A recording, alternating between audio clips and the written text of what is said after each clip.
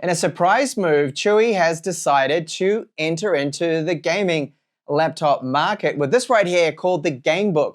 It is a powerful 16-inch gaming laptop that has a 300 Hz refresh rate screen, the NVIDIA RTX 5070 Ti with 12 gigabytes of VRAM, and it has a very powerful APU from AMD. It's the Ryzen 9 9950HX, 16 cores and a whopping 32 threads in total, and it clocks up to 5.4 gigahertz. It's a powerhouse.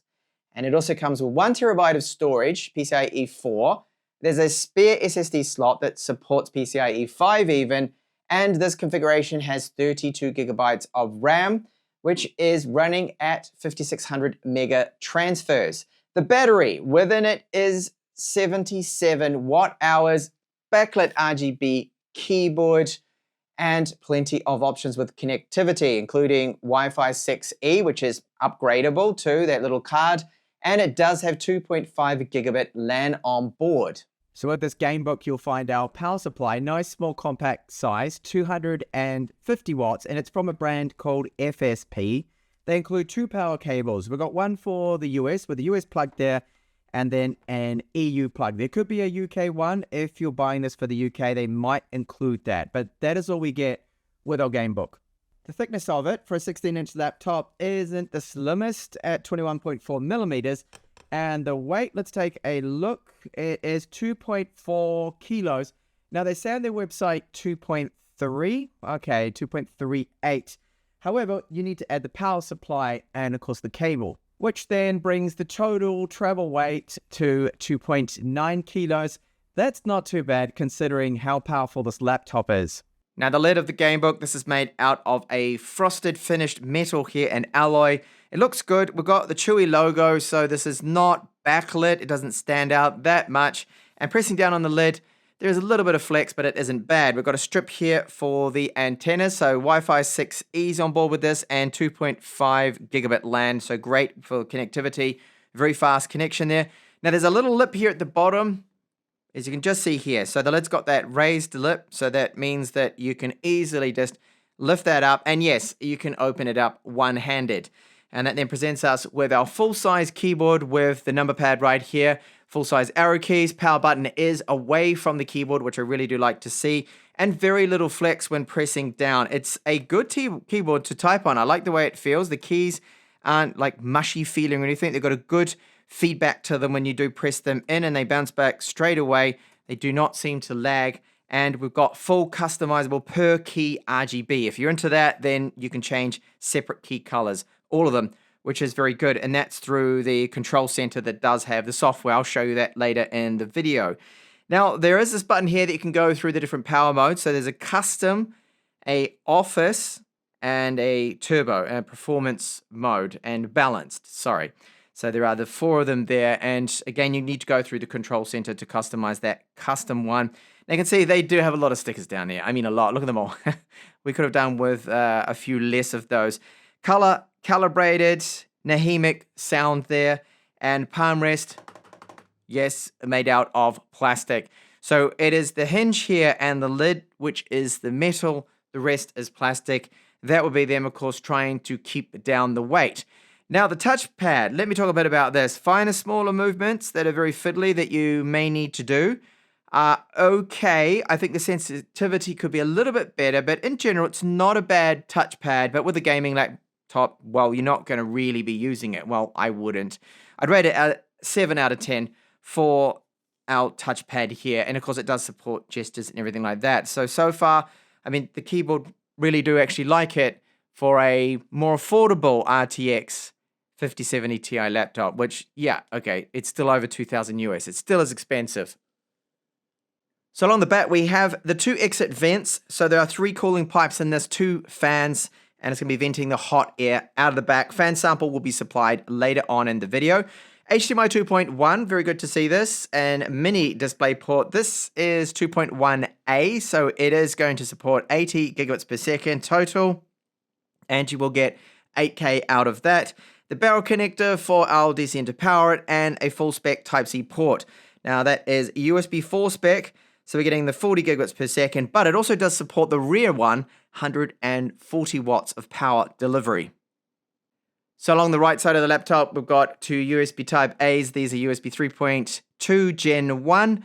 And there's a Kensington lock slot right there, which is reinforced on the inside with some metal, even though this part, the frame, is plastic. And as I said, it's about 21 millimeters, the thickness measuring here. Then on the right, we've got that 2.5 gigabit LAN port. The other Type-C, full spec, but only 100 watts power delivery, still very good though, and a Type-A Gen 1 USB 3.2 and 3.5 millimeter with mic support. You can just see where one of the speakers are, and there will be a sample of that too later in the video. Now you can see a little bit better there, the speakers which are downwards firing, unfortunately, and we've got two rubber feet here, nice rubber foot along the back. Screws in the middle, that is probably going to help quite a bit with that keyboard flex, which it doesn't have. And there's some screws here on the side, and then the ones along the top if you wanted to go as far as open this up and upgrade the SSDs. Now it comes with a PCIe 4 SSD, which is 1 terabyte and 32 gigabytes of SODIMM RAM, which is 5600 mega transfers. You could upgrade the RAM to say 64. You could upgrade and put 4 terabytes of storage in this. And it even does have a PCIe 5.0 SSD slot, but that is empty, not occupied. Cooling fans are right here. And this is the intake. The battery within it is 77.77 watt hours. Good for around 6 to 7 hours on the integrated graphics. Now, when you're gaming and using the dedicated GPU, that's about 2.5 hours max. Now, getting into it isn't that difficult, but the clips around the edges were a little bit tricky to get off. They were on and locked in pretty tight. So I removed all the screws and used a pry tool around the outside just to lift it off. So we've got the two coolers right here, the two large thermal copper transfer heat pipes, and there's a third right here that's cooling, it looks like, parts of the GPU. Our RAM, the two SODIMMs are right here. There's a thermal pad on this. This is where our SSD is, so a boot drive, and I can just see the MediaTek Wi-Fi 6E card right there. So that's upgradable. SSDs you can add, and RAM you can upgrade. And our battery here, well, it does stay on there 80 watt hours, but it looks like the typical capacity will be that 77 that I quoted before. So if you wanted to add another SSD, simply need to remove the cooler right here. There's a thermal pad underneath that. So this lifts off, and you can see Crucial brand of RAM. There's a very large thermal pad on the back of this, which is just some shielding.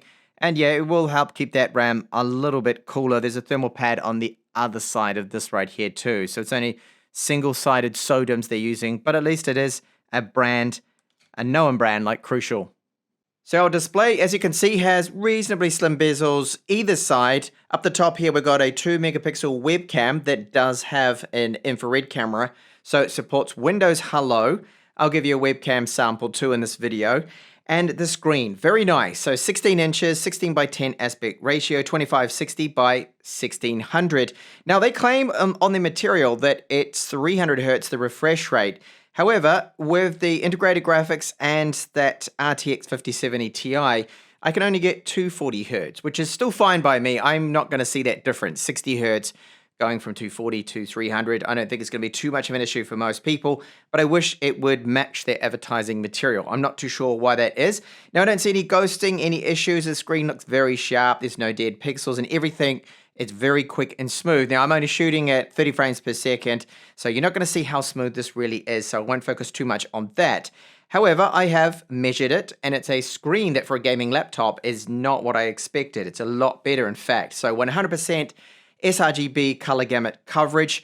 NTSC, this is also really good at 75%. Adobe RGB, the one that I do prefer myself, 80%. So I'd be happy to video edit on this machine, and of course it's got the power for that. And P3 of 82%. And like I said, for a gaming laptop, this is in fact very good. And what about the brightness? Another surprise here. Over 500 nits. I was not expecting that. So it's a very fast, great colors, and bright 16-inch matte IPS screen that they selected.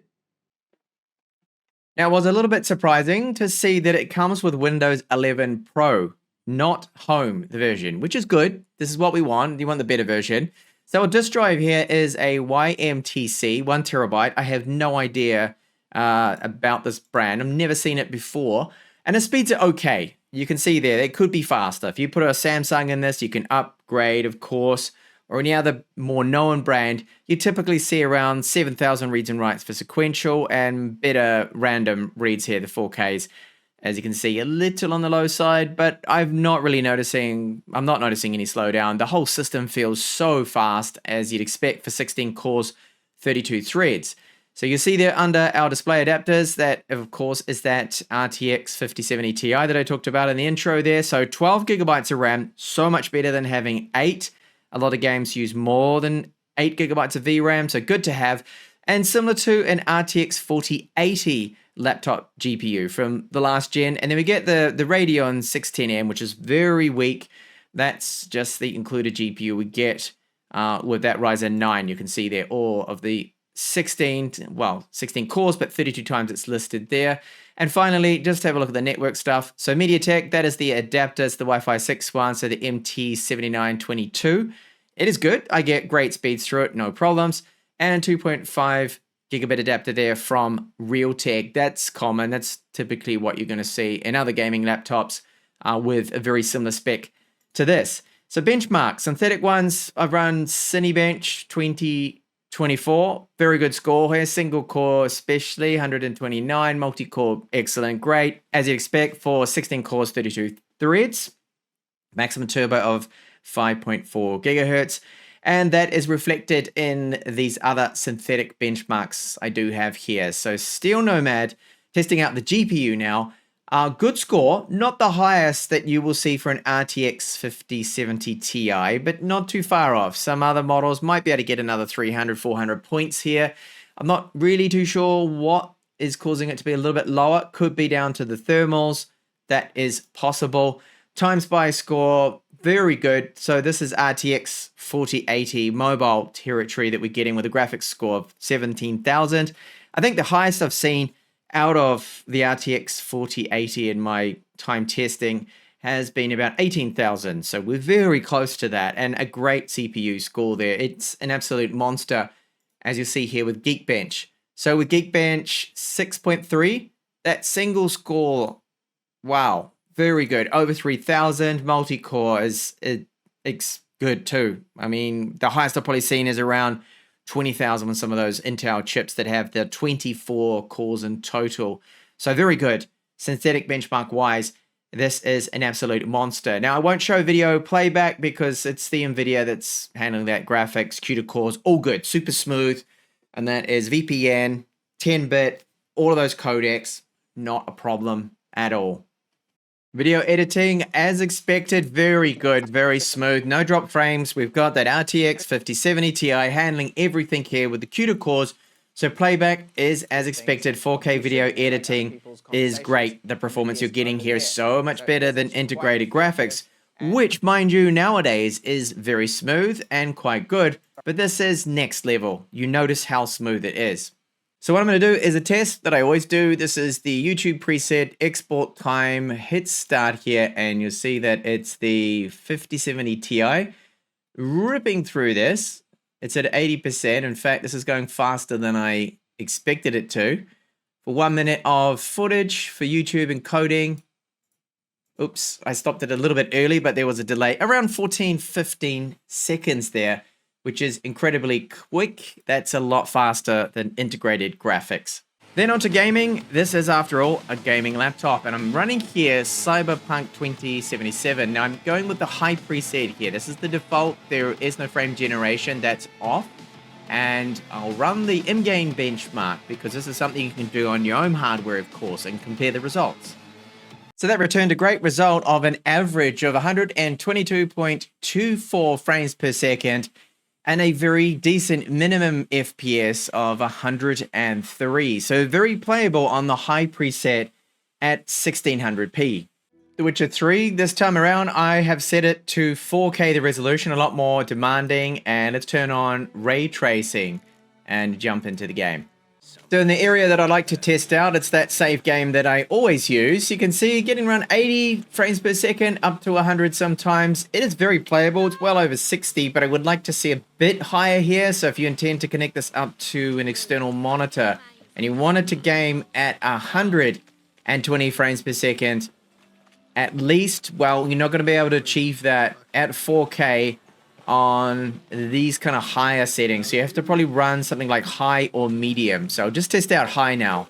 So 100, we're getting around 110 frames per second. And I've just got some bandits to fight here.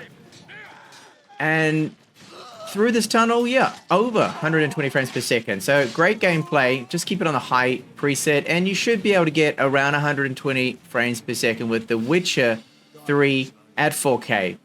Shadow of the Tomb Raider, I have it set to 1600p, and we'll take a look. Graphic settings, I believe it's on the highest. Yeah, okay, high, which is not the highest.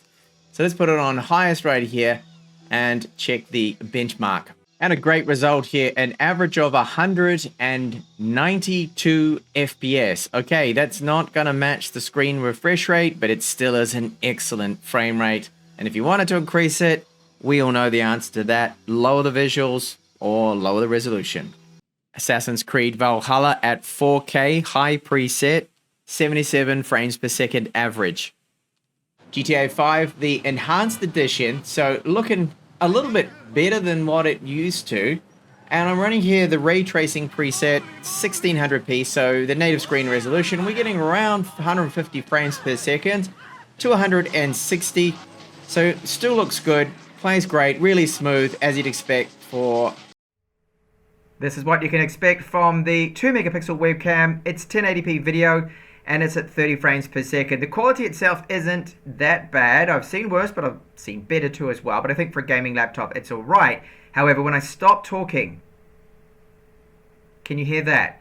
So we've only got those downwards firing speakers, and for a gaming laptop, I think they should be a little bit better than what we do have here from Chuwi. The sample I'm going to give you now is at 100% volume. There's no distortion, but they lack bass, really. They're a little bit flat, and they're not that impressive, as you'll hear from the sample.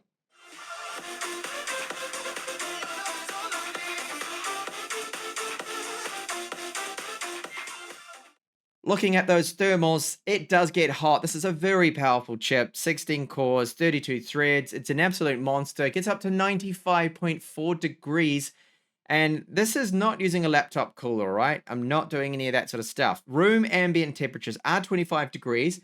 Wattage we pulled on the chipset here was around 100 watts maximum. So it's quite a bit. Other brands with similar kind of configurations might have a few more copper thermal transfer pipes in there. This has the 3 there, and you'll see that other parts inside getting up to 95 degrees. So it does get very toasty. And you hear those fans, and I'll give you a fan sample just after this, but we'll have a look at the GPU. So what did our GPU get up to? That's the internal one. We don't need to look at that too much. So 78.2, in fact, no, the thermal limit, oh, that's 87. So it got up to 78.2, sorry. So this is getting pretty toasty. And yes, we did pull just over 140 watts. So it is pulling the wattage as they do state, Chuwi, which is good. But here is a fan sample now. This is running a stress test. Worst case scenario, like other gaming laptops, you are certainly going to hear it when in the turbo or the performance mode.